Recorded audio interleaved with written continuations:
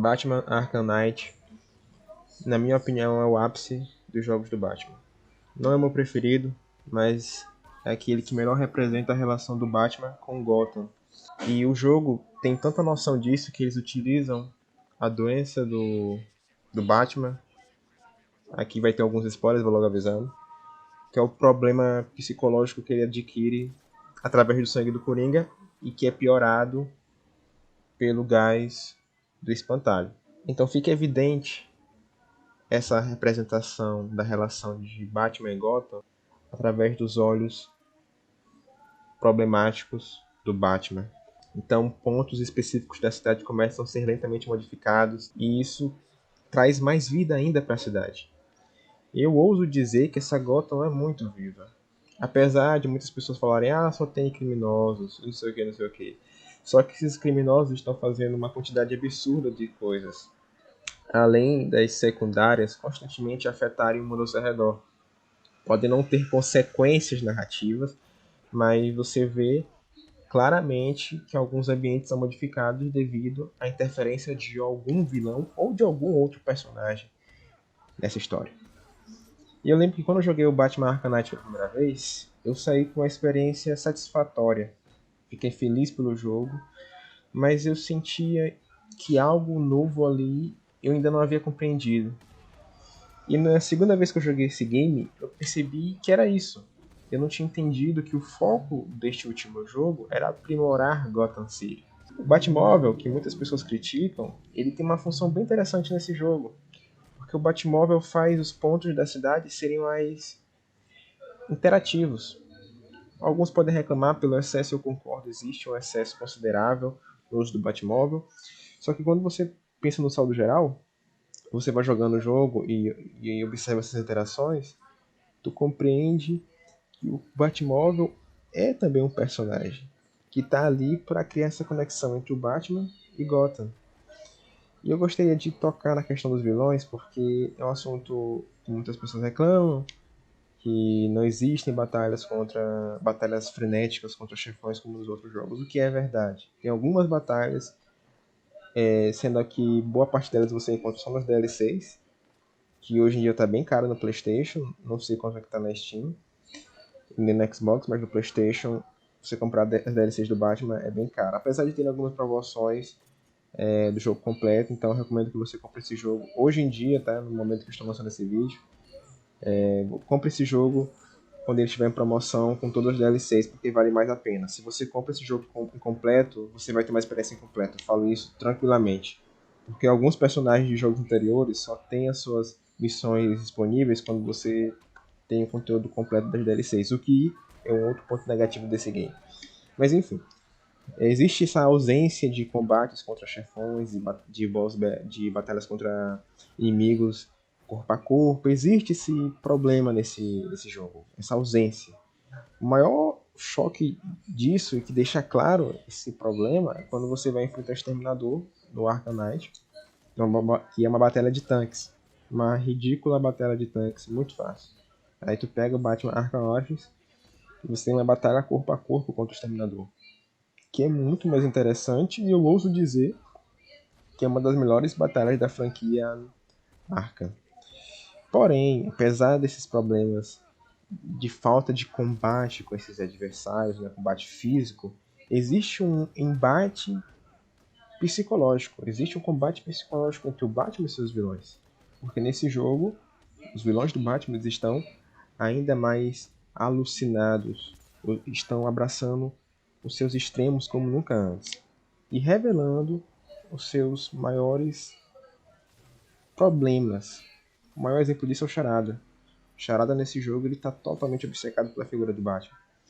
E tem uma situação bem interessante que é quando você está resolvendo lá a situação do Charada, né? Se eu não me engano é na batalha final contra o Charada. E o Charada rapidamente chama o Batman de pai. Então fica claro ali que o Charada ele vê no Batman uma figura paterna que precisa ser superada.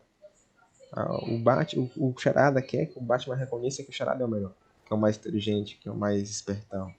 Então, olha a complexidade dessa relação.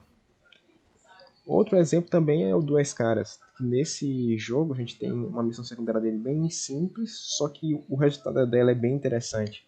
Porque você vê no Duas Caras o exemplo de um personagem que acreditava no Batman, que acreditava nas leis, que acreditava em Gotham, e de certa forma foi traído. Nos jogos anteriores a gente não viu essa questão dele pessoal sendo expressada, mas nesse jogo ele fala abertamente sobre isso.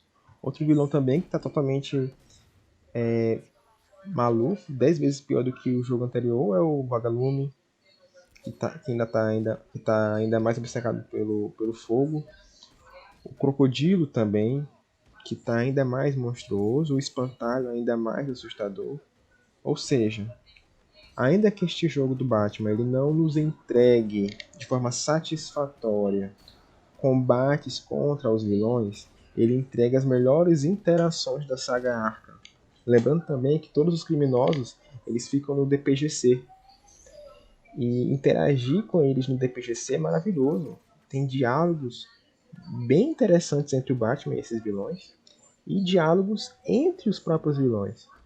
Você olha o Charada brigando com o Pinguim, o Dois Caras discutindo com o Pinguim, o Vagalume discutindo com Dois Caras. Então esse tipo de interação é muito interessante. Traz uma vida muito forte pro jogo. Traz uma vida de verdade. Você sente que aquele mundo é vivo. Porque sempre que você retorna lá, eles estão conversando sobre coisas diferentes. E a persona Gotham, o personagem Gotham, quando termina o jogo, ele fica 10 vezes maior. Porque o Gotham é aquilo. Gotham é aquele caos misturado com ordem. Gotham é a distorção que o Batman tem sobre a cidade. Porque quando o Batman vê a cidade de forma distorcida, é interessante pelo simples fato que o jogo inteiro nós estamos vendo Gotham pela ótica do morcego. E quando nós passamos a ver Gotham pela ótica do Coringa, a gente tem duas Gothams diferentes. E essas Gothams ainda assim fazem parte de Gotham, apesar de serem completos extremos de visões de mundo. Enfim, então é um jogo que eu considero muito divertido, com uma história boa, com a melhor representação de Gotham. Chego a usar que ela quase supera os quadrinhos. Supera os filmes tranquilamente. A Gotham desse jogo supera dos filmes facilmente brincando. Mas comparar ela com os quadrinhos, eu digo com certa tranquilidade que ela pode ser a melhor representação de Gotham até se comparada aos quadrinhos. Com algumas exceções. Tem quadrinhos que retratam Gotham de forma quase inalcançável. Só que tem quadrinhos memoráveis do Batman que não conseguem retratar Gotham dessa forma. Você sente que a cidade constantemente ela tem um legado que o Batman precisa lidar com esse legado. Outro ponto também interessante é esse. Você tem situações antes mesmo do Batman. E você tem situações que vão além do Batman. E finalizando minha opinião sobre esse jogo, ele aprimora tudo aquilo que os jogos anteriores apresentaram, traz coisas novas, mas fraqueja nos combates contra chefões. Você tem poucas batalhas contra chefões e a maioria delas envolve o tanque. Isso aí é fato.